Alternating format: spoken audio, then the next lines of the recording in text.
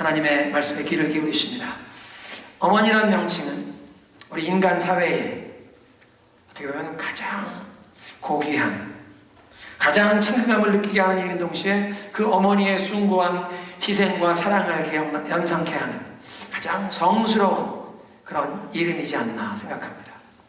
한 어머니가 쓴 글인데요, 미국 어머니인데요, 제 친구가 전해진 얘기인데, 운전면허를 갱신하기 위해서 카운티에 교통국 사무소를 찾아갔다가 거기 민원 창구의 직원으로부터 직업에 대한 질문을 받았답니다. 제 친구는 자신의 직업을 뭐라고 말해야 할지 조금 망설였습니다. 그때 그 카운티의 직원이 다그쳐 질문합니다. 제 질문은, 당신이 지금 어떤 일을 하고 계시느냐? 직장이 있느냐? 아니면 그냥? 제 친구가 빠르게 답변했습니다. 당연히 직업이 있죠. I am a mother. 나는 엄마입니다. 직원이 냉정하게 잘라 말하더랍니다. 우리는 mother, 어머니를 직업으로 분류하지 않습니다. 가정주부, hausewife라고 적겠습니다. 카운티 직원이 그렇게 기록했습니다. 저는 친구가 해주었던 얘기를 까맣게 잊고 있었는데, 하루는 제가 그와 똑같은 입장에 놓이게 되었습니다. 운전면허 갱신을 위해서 타운홀, 일시적 민원 창구를 찾아간 것입니다. 그 민원 창구를 보니까 커리어를 가지고 지금까지 직장 생활을 해온 것이 분명한 한 여성 직원이 있었습니다. 자신감에 넘쳐 보이고 효율적으로 업무를 처리하고 있는 그 직원은 저 같은 사람을 주눅들게 만드는 그런 직함을 가지고 있었습니다. Official Interrogator, 공식 취조원, 그런 인상을 주는 타운 레지스트라, 타운의 서기관입니다. 그 직원이 저에게 문책하던 질문을 던졌습니다. 당신의 직업은요? 내가 뭐 때문에 그렇게 대답을 했는지 저도 모르지만 그냥 제 입에서 말이 튀어났습니다. I am a research associate in the field of child development and human relations. 저는 어린이 성장과 인간 관계 분야의 전문 연구원입니다. 거창하게 들리죠. 어린이 성장과 인간 관계 분야의 전문 연구위원이다. 타운 직원이 잠깐 하던 일을 멈추고는 펜을 들고서 제가 한 말을 제대로 다 알아듣지 못한 표정으로 허공을 바라보고 있었습니다. 그래서 저는 제 직함을 다시 한번 천천히 반복하면서 가장 중요한 단어들을 강조하며 말했습니다. 그런데 놀랍게도 그 직원은 제가 말한 그대로 그 직함을 굵은 글자로 그 공문서에 직업란에 기록하는 것입니다. 그 민원 담당 직원이 호기심에 찬 눈으로 제게 물었습니다. 혹시 실례가 되지 않는다면 그 분야에서 어떤 일을 하고 계시는지 여쭈어도 될까요? 조금도 당황하거나 과장하는 눈치 없이 아주 쿨하게 답변을 해주었습니다. 제 직업에서는요, 현재 연구가 계속적으로 진행 중인데요. 세상에 어떤 엄마가 연구를 계속하지 않습니까? 자녀들 다 연구하잖아요. 실험실에서 그리고 현장에서 연구가 진행됩니다. 엄마가 책임지는 일이 집 안에서만 아니라 집 밖에서 일어나는 일도 다 책임져야 되니까 실험실, 현장 다 책임진다는 겁니다. 나는 지금 석사과정, 마스터가 되는 과정에 있습니다. 온 집안 식구들을 다 챙겨야 하는 마스터 해야 되는 그런 책임이 있잖아요. 마스터. 그리고 그 학위 과정에 벌써 4크레딧을 따왔습니다. 딸이 4명이 있었거든요. 물론 제 직업은 인문학 분야에서 제일 힘든 분야입니다. 아마 어떤 엄마들은 이게 제일 힘든 일이라고 동의하시겠죠? 그리고 종종 하루에 14시간 이상을 일해야 합니다. 아마 어머니가 하시는 일은 24시간이라고 해도 과장이 아니죠. 제 직업은 보통 커리어 워먼이 찾는 직업보다 훨씬 힘들고 도전이 많지만 돈보다는 제 직업에서 얻는 만족감이 제게는 더 큰 보상입니다. 서류 작성을 마무리하면서 나를 대하는 그 민원 직원의 말소리에는 점점 더 존경심이 흘러나왔고, 자기 자리에서 일어나서 나를 타운홀 로비 문 앞까지 배웅해 주었습니다. 제가 차를 타고 집으로 돌아와 우리 집 드라이브웨이에 들어서면서 새로 찾은 저의 이 글래머한 직업에 대한 긍지감을 느끼며 신바람을 느꼈습니다. 그때 제 실험실 연구 조수들, 조교들 저를 반갑게 맞아주었습니다. 랩 어시스턴트 3살, 7살, 13살짜리 딸들이죠. 그리고 위층에서는 이 유아 발달 연구 분야의 새로운 실험 모델인 6개월짜리 우리 아기가 자기 육성의 새로운 패턴을 시험해보는 소리가 들렸습니다. 저는 통쾌한 승리감을 느꼈습니다. 제가 관공서의 그 관료주의 분위기 앞에서 주눅들지 않고 홈런을 날린 것입니다. 그리고 공문서에 그냥 평범한 엄마, 아나더 마더 그런 직함이 아니라 인류에 없어서는 안 될 정말 중요하고 특별한 직업을 가진 사람으로 기록된 것입니다. 어머니, 정말 영광스러운 커리어입니다. 거기다 근사한 직함만 하나 더 붙이면 훨씬 더 멋있게 들립니다. 성도 여러분, 어머니란 정말 한 사회에서 가장 명예스러운 직업입니다. 인간 사회에 가장 중요한 기반이 되도록 하나님이 세워주신 기관이 가정인데요. 그 가정을 가정되게, 홈 스윗 홈 되게 만드는 역할을 어머니가 감당하고 있기에 정말 어머니의 역할은 가장 중요하고 가장 영광되고 거룩한 그런 직함이라고 할 수 있겠습니다. 우리 그렇게 생각하시는 분만 어머니들께 격려에 감사의 박수를 드립니다.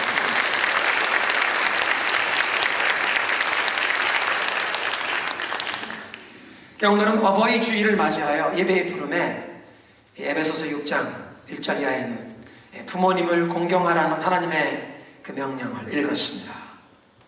여러분, 부모님 공경에 관한 이 하나님의 말씀은 나이에 상관없이 우리가 순종해야 하는 그런 명령입니다. 요즘처럼 우리 인간 수명이 길어지는 이 시대에는 특별히 60세, 70세가 되신 우리 분들도 우리 부모님이 아직도 건강하게 생존해 계신 분이 많습니다. 그만큼 우리 부모님께서 장수하시면서 우리가 부모님께 효도할 수 있는 그런 시간이 많아졌다는 뜻이 아니겠습니까? 그래서 이 네 부모를 주 안에서 공경하라는 그 말씀에 공경한다는 말의 히브리어는 카베드라는 단어인데요. 카베드라는 말, 높이다, 존중하다, 아주 무게를 두고 정말 중요하게 존경한다는 그런 뜻이 있습니다. 사무엘상 2장 30절에는 그 말씀을 하나님을 존중하고 하나님을 높이는 데 쓰인 단어입니다. 사무엘상 2장 30절 이렇게 말씀하십니다. 하나님 하시는 말씀인데요. 나를 존중히 여기는 자를 내가 존중히 여기고 나를 멸시하는 자를 내가 경멸하리라. 하나님을 존중히 여기는 자라는 표현할 때 썼던 단어 카베드라는 단어를 가지고 우리 사람들이 부모님을 공경해야 한다는 그 동일한 단어로 사용하고 계십니다. 하나님을 향한 우리의 이 신앙의 자세를 표현하는 공경함, 카베드라는 단어가 우리 부모님을 공경하는 그런 자세에 하나님이 사용하신 것을 보면 부모님을 공경해야 하는 우리의 이 도리를 하나님이 얼마나 중요하게 여기시는지 우리가 가해할 수 있습니다. 그래서 하나님께서 우리 인간 사회에 모든 사람이 항상 인류 역사가 아무리 사회 풍조가 바뀌어도 우리가 항상 지켜야 할 10가지 인간의 도리 10계명을 보면 그 중에 4가지는 사람이 하나님 앞에 마땅히 행해야 할 대신관계의 의무요 6가지는 사람 사이의 대인관계의 의무인데 그 6가지 대인관계의 의무의 첫 번째 5계명이 내 부모를 공경해라 그런 말씀입니다. 사람에게 있어서 이 모든 대인관계의 기초가 부모님과의 관계에서 출발하기 때문입니다. 그럼 모든 사람의 생명은 우리 부모님께로부터 주시지 않았습니까? 이 세상에 어머님 없이 태어난 사람은 아무도 없습니다. 그리고 어린아이들은 특별히 부모님의 사랑과 보살핌에 온전히 의지해서 생존하게 되지 않습니까? 그 부모님의 무조건적인 사랑과 용납을 통해서 또 이 어린아이는 하나님이 어떤 분이신지에 대한 이 신앙의 가장 기본적인 하나님이 누구신가에 대한 그 이미지가 이 어린아이의 마음속에 자리 잡게 되어 있습니다. 그러니까 특별히 유아기에 어린 시절에 부모님의 이 따뜻한 사랑, 무조건적인 이 사랑과 용납을 제대로 받지 못하고 자란 사람들은 나중에 하나님을 하늘에 계신 우리 아버지로 모시는데 어려움을 경험합니다.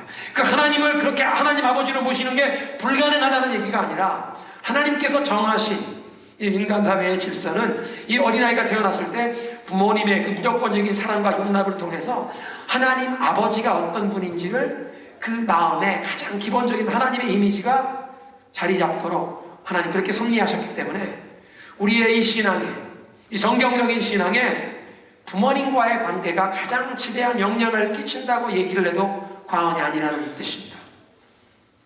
그리고 사람은 성장하면서 부모님 말씀에 순종하고 그리고 부모님의 권위에 순복하면서 부모님께 순종하면서 자신의 사회생활에 가장 필요한 이런 기본 자세를 배우게 되지 않습니까? 사실 그것이 신앙의 자세이기도 합니다.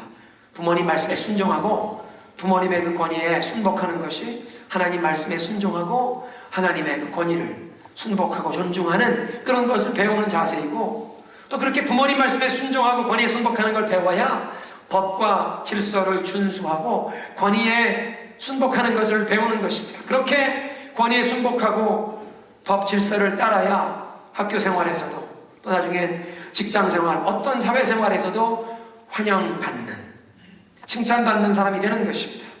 그러니까 부모님을 공경하고 순종하는 사람은 성공하는 삶의 기본 자세를, 가장 중요한 기본 자세를 배운다고 해도 틀리지 않은 말씀입니다. 그래서 오늘 이 예배의 프롬이었던 에베소서 6장 말씀, 그 10계명의 5계명을 인용한 그 말씀을 보아도 이 부모님을 공경하는 그 사람에게 하나님이 축복을 약속하신다고 말씀하십니다.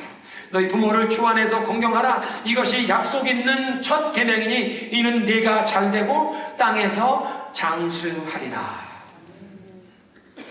부모님을 공경하는 사람, 하나님께서 이 땅에서 잘되게 하시고 장수의 축복을 주신다고 말씀하십니다. 그러니까 그 부모 공경에 따르는 축복의 약속이 있다는 그 말씀을 뒤집어 생각해 보면, 어떤 사람들은 부모님과의 관계 속에서 아직도 해결되지 않은 어떤 문제를 가지고 있어서 이 하나님이 약속하신 형통하는 축복이 그 삶 가운데 임하지 않은, 축복을 누리지 못하고 있다고 얘기할 수 있습니다. 무슨 얘기냐면, 부모님을 공경하면서 하나님이 예비하신 이 축복을 받아 누려야 하는데 내 마음속에 부모님과의 관계 속에 어떤 섭섭한 것, 어떤 응어리 맺힌 것을 품고 있어서 제대로 부모님을 공경하지 못하니까 부모님 공경하는 자에게 하나님이 약속하신 이 축복이 우리 삶 가운데 흘러가지 않고 막혀있다는 그런 뜻이 되겠습니다. 사랑하는 성도 여러분, 오늘 이 어버이 주일을 맞이하여 우리가 하나님께 예배하며 하나님 말씀을 대하면서 아직도 부모님과의 사이에 풀리지 않은 어떤 응어리가 있었던 분들은 이 시간 그 모든 것을 주님 앞에 내놓고 해결받는 이 시간이 되어야 할 줄로 믿습니다. 하나님의 택하신 백성들의 삶에 부모님을 공경하면서 누리도록 하나님이 예비하신 축복에 그 막혔던 것이 오늘 이 자리에서 막힌 축복이 뚫리는 그런 은혜가 임해야 할 줄로 믿습니다. 그리고 그 축복의 흐름 막힌 것이 풀리려면 마음의 응어리를 풀어놓고 서로 용서를 하는 것밖에 없습니다. 여러분, 이 세상에 허물이 없고 실수 안 하는 부모는 없습니다. 우리 모두 허물과 약점이 있기 때문입니다. 우리 모두 허물과 약점이 있기 때문에 우리 부모님이 아무리 훌륭하신 부모님이라고 할지라도 우리 부모님들에게도 허물과 부족함이 있었다는 것입니다. 우리 부모님들도 실수를 하셨을 것이라는 그런 뜻입니다. 모순과 편견이 있고 어떤 분들은 정말 고집불통이신 분도 있고 잘못이 많은 부모님들도 있을 수 있습니다. 그럼에도 불구하고 하나님께서 네 부모를 공경하라고 말씀하시기에 그 하나님의 말씀에 순종하며 우리의 삶에 이 축복이 흘러가기 위해서는 우리가 부모님을 용서하는 것밖에 없습니다.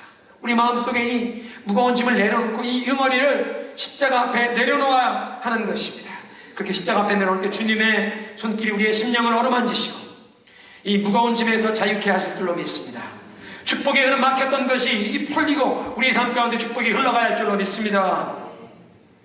저는 지금 부모님과 자녀들 사이에 이 마음에 쌓인 응어리를 풀고 이 축복이 흘러가는 걸 말씀하는데, 사실 우리 가정을 살펴보면 가정 안에서 얼마나 많은 상처를 주고받습니까? 우리가 가장 가까운 사람들, 우리가 가장 깊이 사랑하고 존중해 주어야 할 우리 가족 안에서, 가정 안에서 서로 상처를 주고받는 일이 많다는 것입니다. 이 가정 상담, 카운슬링 분야에서 엮이는 가정, dysfunctional family라는 말을 사용하는데요. 하나님의 말씀을 기준으로 살펴본다면 우리들의 가정 가운데 엮이는 가정이 아닌 그러한 집안은 없을 것입니다. 아담과 하와가 하나님 말씀에 불순종하고 죄를 범하여 에덴 동산에 쫓겨난 이후에 우리 모든 사람들의 가정마다 이 역기능적인 부분이 있고 또 죄에 손상된 인격을 가지고 우리가 서로를 상처를 주고 상처를 받으며 산다는 것입니다. 그렇기 때문에 가정은 용서를 기초로 세워질 수밖에 없습니다. 남편과 아내 사이에서도 서로 용서가 필요하고 또 부모님과 자녀 사이에도 용서가 반드시 필요하다는 것입니다. 그런데 우리는 이 필요한 용서를 어디서 용서할 수 있는 이 능력을 발견하게 됩니까? 그러니까 예수 그리스도의 십자가 앞에 설 때 주님의 그 십자가를 바라보면 우리 손에 망치가 들려져 있다는 것을 깨닫게 되죠. 우리 손에 들고 있는 이 망치로 우리가 죄 없으신 하나님의 아들을 십자가에 못 박았다는 것을 깨닫게 되고, 그 망치를 가지고 나도 알게 모르게 예수님만 아니라 내 주변에 있는 사람들, 내 가족, 남편과 아내 사이에, 부모와 자녀 사이에, 내 주위에 있는 사람들에게도 이것 가지고 상처를 주고 그들 손에 못을 박았다는 것을 깨닫게 되는 것입니다. 그리고 이 망치를 들고 있는 사람, 이 부족한 사람을 하나님께서 나를 용서해 주셨다는 그 예수님의 십자가의 그 은혜가 다시 한번 우리 마음속에 감격으로 다가올 때, 우리는 가정 안에서 남편과 아내뿐만 아니라 부모와 자녀 사이에도 서로를 용서할 수 있는 이 능력이 임하는 줄로 믿습니다. 한번 따라하겠습니다. 십자가의 은혜를 통해 서로를 용서하게 되고, 용서를 통해 가정이 회복된다. 믿으십니까? 그 예수 그리스도의 십자가 앞에서 우리는 우리를 용서해 주신 주님의 그 크신 은혜를 깨닫게 되고, 그것 때문에 남편과 아내가, 부모는 자녀들 섭섭한 것, 또는 자녀들은 부모님 생각하면서 그 마음속에 어떤 응어리 있었던 것 용서할 수 있게 되고, 용서하며 관계가 회복되고 가정이 회복되는 줄로 믿습니다.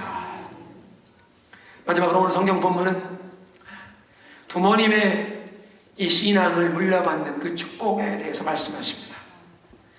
우리가 현재 이 예수 그리스도를 나의 구주로 알고 믿고 예배하고 내가 이 신앙생활을 하고 있다는 것은 누군가가 나에게 이 귀한 믿음을 전해 주었다는 사실이요, 또 나에게 그 믿음을 전수해 주신 분이 우리 부모님이라면, 어머님이라면 그것이야말로 얼마나 큰 축복입니까? 만약 우리 부모님께서 우리에게 이 믿음을 주셨다면 눈에 보이거나 손에 잡히는 이 세상의 어떤 유산을, 재산을 물려주시지 않았다고 할지라도 하늘과 땅의 창조주가 되시고 인류의 그 모든 역사를 주관하시는 하나님, 한 나라와 민족의 흥망성쇠를 주관하시고 한 개인, 한 가문의 이 생사화복을 주권적인 하나님의 섭리로 이끄시는 그 하나님을 내가 알고, 그 하나님을 나의 하나님, 하늘 아버지로 모시고 예수님을 내 인생의 선한 목자로 섬길 수 있도록 우리 부모님이 그렇게 인도해 주셨다면 그것은 온 천하보다 더 귀한 믿음의 유산을 주신 줄로 믿으시기 바랍니다. 그래서 오늘 성경 본문은 사도 바울이 이 젊은 디모데 목사에게 편지를 쓰면서 디모데가 이 외할머니와 어머니가 가지고 있던 믿음을 전수받았다는 그런 사실을 얘기하고 있습니다. 이 신학성경을 쭉 읽어보면요, 사도 바울이 이 젊은 목회자 디모데를 아주 사랑하고 아낀 것을 알 수 있습니다. 로마 감옥에 갇혀서 이제 순교를 앞두고 있는데 디모데후서에 보면, 야 디모데야, 내가 보고 싶으니 겨울이 되기 전에 좀 빨리 와라. 오기 전에 그 누구네 집에 들려서 내가 거기에 맡겨둔 그 두꺼운 겨울옷 좀 가지고 와라. 디모데후서를 쓰고 아마 사도 바울이 1년 이내에 몇 개월에 순교를 당했다고 대부분 성경학자들은 얘기합니다. 사도 바울은 자기가 지금 순교의 순간이 다가오고 있다는 것을 압니다. 내가 전제처럼 하나님 앞에 부어드리는 이 잔으로 바치는 그 제물처럼 내가 부음이 될 시간이 다가온다는 것을 다 알고 있습니다. 그런데 디모데 목사를 그리워하면서 네가 빨리 와라. 내 주변에 함께 동역하던 사람들 다 나를 떠났고 이제 의사 누가 한 사람만 남아있는데 디모데야, 네가 좀 빨리 와라. 디모데의 어떤 점이 사도 바울의 마음을 이렇게 감동하고 사도 바울의 마음이 그 디모데에게 끌리게 했습니까? 오늘 읽었던 이 본문 1장에 보면 그 디모데에게 거짓이 없는 믿음이 있었다고 얘기합니다. 4절부터 읽어보면 내가 네 눈물을 생각하며 또 보기를 원하는데 너를 다시 한번 보고 내 기쁨이 충만하게 함이라. 이는 네 속에 거짓이 없는 믿음이 있음을 인하리라. 거짓이 없는 믿음, 이건 위선과 가식이 없는 믿음이라는 뜻입니다. 이게 거짓이 없다. 거짓이라는 그 헬라어 말은 후포크리트라는 단어인데요, 그 후포크리트는 이 헬라의 배우들이 극장에 나올 때 얼굴에 가면을 쓰고 나오는 그 가면을 뜻하는 얘기입니다. 그러니까 디모데에게 너는 거짓이 없는 믿음이다. 너는 가면 쓰지 않은 믿음을 가졌구나. 그렇게 얘기합니다. 여러분, 사람들이 왜 가면을 쓰게 됩니까?